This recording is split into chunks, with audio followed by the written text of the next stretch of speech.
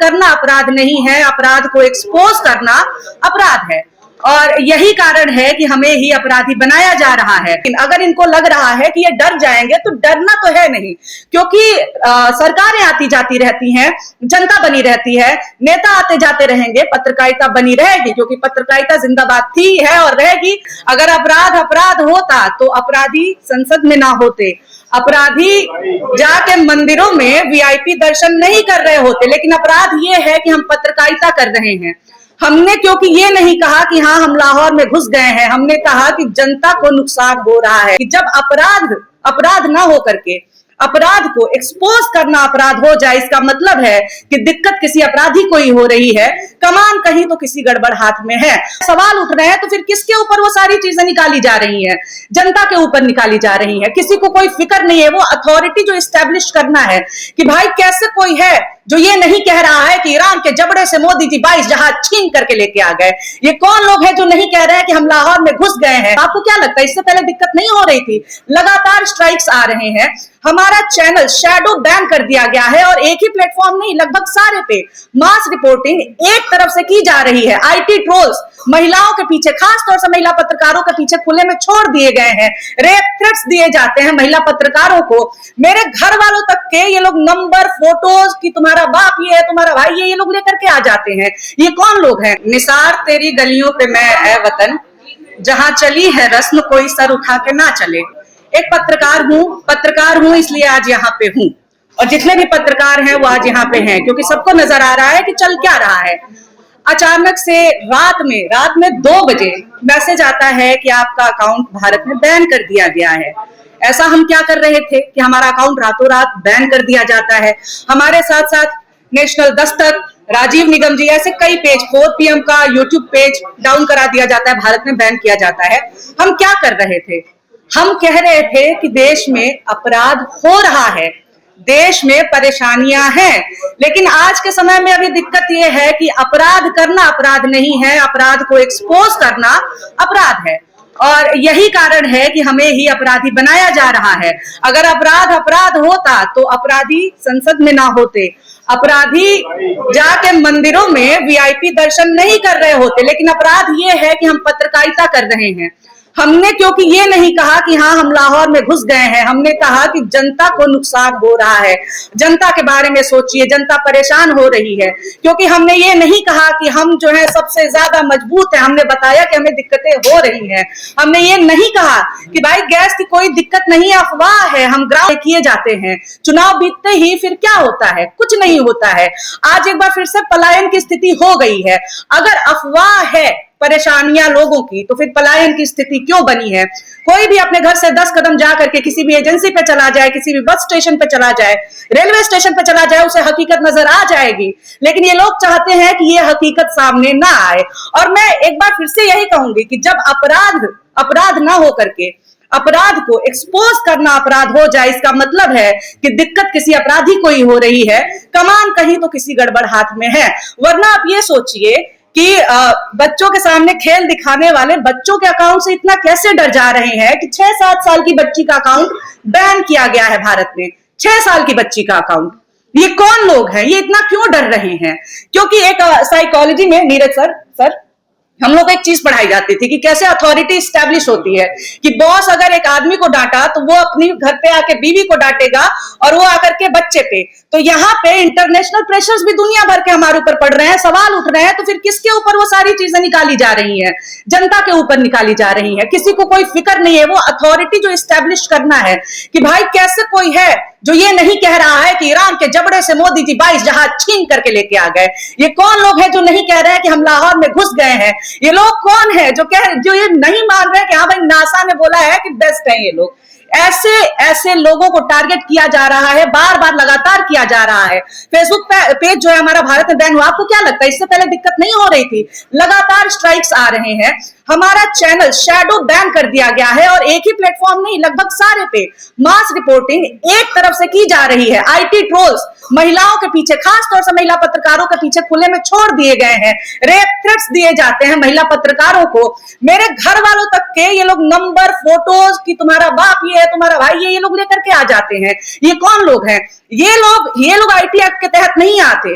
वो लोग जो कि रेप थ्रेट देते हैं, जो कि जान से मारने की धमकी देते हैं, वो आईटी एक्ट के तहत नहीं आते हैं। लेकिन जो लोग ये कहते हैं कि जनता परेशान है सर कुछ कीजिए, उनको आईटी एक्ट में ला करके ये लोग और कहते हैं कि चलो इनका मुंह बंद करा दो। तो अभी तो यही चल रहा है हमारे साथ। लेकिन अगर इनको लग रहा है कि ये डर जाएंगे, तो डरना तो है नहीं, क्योंकि सरकारें आती जाती रहती हैं, जनता बनी रहती है, नेता आते जाते रहेंगे, पत्रकारिता बनी रहेगी, क्योंकि पत्रकारिता जिंदाबाद थी, है और रहेगी। वैसे ही पॉलिटिक्स जिंदाबाद था, जिंदाबाद है और जिंदाबाद रहेगा। बहुत शुक्रिया। और #सपोर्ट पॉलिटिक्स, #सपोर्ट जर्नलिज्म। हमको लगा कि भैया तलवार से और तीर कमान से ज्यादा धारदार हथियार तो अखबार है या प्रेस है या मीडियम है या हमारी आवाज है, हमारी बोली है, और वही चीज सोचकर हम लोग पत्रकारिता में आए। बहुत सारे लोग ये फ्रीडम एक्सप्रेशन का मामला तो है ही, फ्री वॉइस का मामला तो है ही, मामला लाइवलीहुड का भी है, मामला आजीविका का भी है। और तमाम तानाशाही प्रवृत्ति के लोग जानते हैं कि अगर पेट पर लात मार दो तो जो संघर्ष है शायद उसे कम किया जा सके।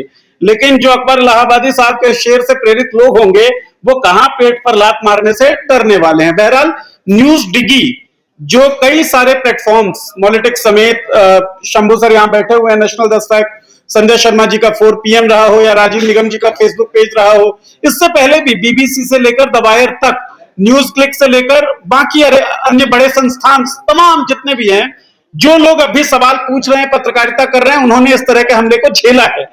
न्यूज डिगी एक प्लेटफॉर्म है जिसने कई सालों तक पत्रकारिता की कोशिश की, सवाल पूछे, एक प्लेटफॉर्म बनाया और अचानक ऑल ऑफ अ सडन उस प्लेटफॉर्म को उड़ा दिया गया।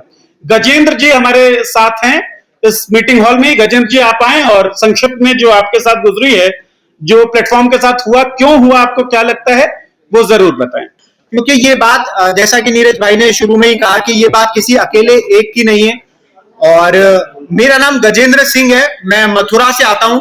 2017 में अपनी पढ़ाई करने दिल्ली आया था, पत्रकारिता की पढ़ाई की, डिग्री ली इंद्रप्रस्थ यूनिवर्सिटी से। उसके बाद 2022 में न्यूज डिगी की स्थापना की। न्यूज डिगी यूट्यूब, इंस्टाग्राम, फेसबुक, ट्विटर और वेबसाइट के माध्यम से पत्रकारिता कर रहा था और 28 मार्च तक हम बड़े जोर शोर से काम कर रहे थे। हमारे पीछे कोई बड़ा धनाढ्य व्यक्ति नहीं है जिसके पास अपार धन है और वो लगा रहा था और हम काम कर रहे थे। हम अपनी जेब से ही लगा रहे थे जो हमसे हो पा रहा था, और उसी के दम पर लगातार काम करते वक्त हमने फेसबुक, इंस्टाग्राम पर, न्यूज डिगी के इंस्टाग्राम पर 488 के तक का सफर तय किया। पूरे मार्च में 3 मार्च को 400 के हमारे कंप्लीट हुए थे, 4 लाख फॉलोअर कंप्लीट हुए थे, और 28 मार्च को 488 थे जब आखिरी बार मैंने अकाउंट को देखा था। और 29 मार्च की सुबह जब हम वो मैसेज देखते हैं कि आपका अकाउंट सस्पेंड कर दिया गया है, बिना किसी नोटिफिकेशन के, बिना किसी मैसेज के, सर्कुलेशन के, आप सीधे अकाउंट को ध्वस्त कर देते हैं। मैं आप सबसे एक सवाल करना चाहता हूं, आज आप ये प्रेस कॉन्फ्रेंस कवर कर रहे हैं, आप जिस भी प्लेटफॉर्म पर, जिस भी सोशल मीडिया प्लेटफॉर्म पर ये वीडियो या ये प्रेस कॉन्फ्रेंस कवर करके डालेंगे, आप सोच के देखिए कल आप सुबह उठें और वो अकाउंट ध्वस्त हो जाए, उसे सस्पेंड कर दिया जाए। आप एक बार मन में वो विचार लाकर देखिए कि किस तरीके का आपका मनोभाव होगा। पूरे 4 साल 5 साल लगकर एक विद्यार्थी, एक छात्र, मेरी 25-26 साल उम्र है, और न्यूज डिगी को हमने खड़ा किया। तमाम लोग मेहनत करते हैं और एक झटके में 4-5 साल की मेहनत को एक झटके में खत्म कर दिया जाता है, तोड़ दिया जाता है। तमाम लोग मुझे कहते थे नौकरी कर लो, ये कर लो, वो कर लो। नहीं, हमने कहा जी पत्रकारिता करेंगे, हम पीछे नहीं हटेंगे। मगर जैसा कि नीरज जी ने कहा कि पेट पर लात मार दोगे और सपनों पर लात मार दोगे तो व्यक्ति झुकेगा, मगर हम उन व्यक्तियों में से नहीं है जो झुक जाएं। आज संदेश साफ है इस प्रेस कॉन्फ्रेंस के जरिए कि आप कितने भी वार कर लीजिए, हम पीछे नहीं हटेंगे। बात इंस्टाग्राम, फेसबुक या ट्विटर की नहीं है, बात अपनी रखने की है। आप अभी कल ही इतने तमाम लोग हैं, एक भाई है रंजन यादव, उनका 300 के का अकाउंट था, सस्पेंड कर दिया।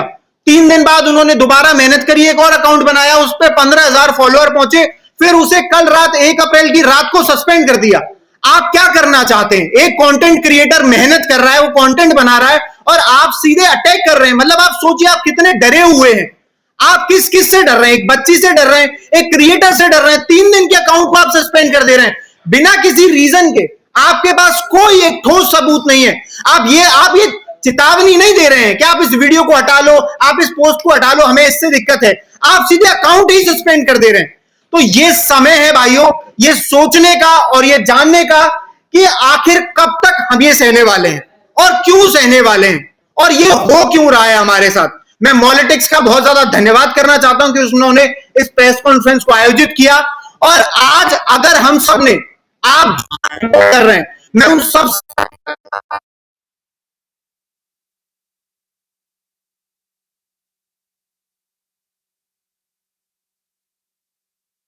मत बताइए।